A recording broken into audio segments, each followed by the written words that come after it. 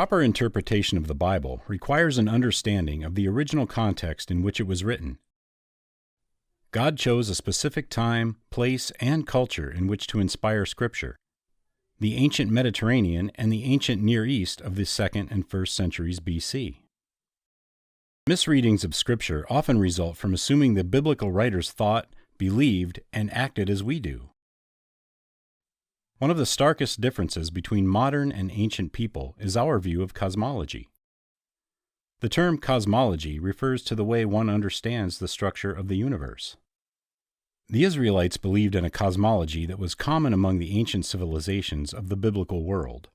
It encompassed 3 parts built up like a layer cake: a heavenly realm, an earthly realm for humans, and an underworld for the dead. This 3-tier system is reflected in the 10 Commandments. You shall not make for yourself a carved image or any likeness of anything that is in heaven above, or that is in the earth beneath, or that is in the water under the earth. While we understand that the earth is a sphere orbiting other objects in the void of space, the biblical writers thought of the earth as a flat disk atop vast waters. Rising from the deep waters below were the foundations of the world, which held the earth firmly in place. This idea is reflected in several places throughout Scripture. The foundations of the earth belong to the Lord. On them He has set the world. Where were you when I laid the earth's foundation? Tell me if you know. Who measured it? I'm sure you know. Who stretched a measuring line across it? What was it built on? Who laid its most important stone? He placed the earth on its foundations. It can never be moved. Beneath the earth lay the realm of the dead, often referred to by the Hebrew word Sheol.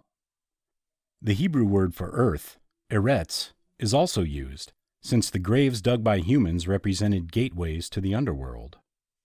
This underworld was also connected to the great deep, the uninhabitable abyss beneath everything. In Job, this realm is described in watery terms. The dead tremble under the waters, and their inhabitants. Sheol is naked before God, and Abaddon has no covering. Jonah's description is perhaps the most vivid. Water encompassed me to the point of death. The great deep engulfed me. Weeds were wrapped around my head. I descended to the roots of the mountains. The earth with its bars was around me forever, but you have brought up my life from the pit, O Lord my God. Ancient Israelites did not think of the sky as a layer of gas. They believed the heavens were separated from the earth by a solid, glass-like dome. This view is reflected in Job. Can you, like him, spread out the skies, hard as a cast metal mirror? Above the solid dome or firmament was an endless area of water. This idea of an area of land and air, sandwiched between water above and water below, is presented in the opening of Genesis. And God said, "Let there be an expanse in the midst of the waters, and let it separate the waters from the waters." And God made the expanse and separated the waters that were under the expanse from the waters that were above the expanse. And it was so. And God called the expanse heaven. The firmament surrounded the earth, and its edge met the horizon, the boundary between light and darkness. It was supported by pillars or foundations thought to be the tops of mountains whose peaks appeared to touch the sky. The earth trembled and shook. The pillars of the heavens rocked back and forth. They trembled because the Lord was angry. The sky dome had portals which God could open to let the waters above fall to the earth. This idea is evident in the story of Noah and his ark. Noah was 600 years old. It was the 17th day of the 2nd month of the year. On that day, all of the springs at the bottom of the oceans burst open. God opened the windows of the sky. Rain fell on the earth for 40 days and 40 nights. And how did the rain end? The springs at the bottom of the oceans had been closed. The windows of the sky had also been closed, and the rain had stopped falling from the sky. God and his heavenly hosts were thought to dwell above the firmament. Thick clouds veil him so that he does not see, and he walks on the vault of heaven. The Lord builds his palace high in the heavens. He lays its foundation on the earth. He sends for the waters in the clouds. Then he pours them out on the surface of the land. His name is the Lord.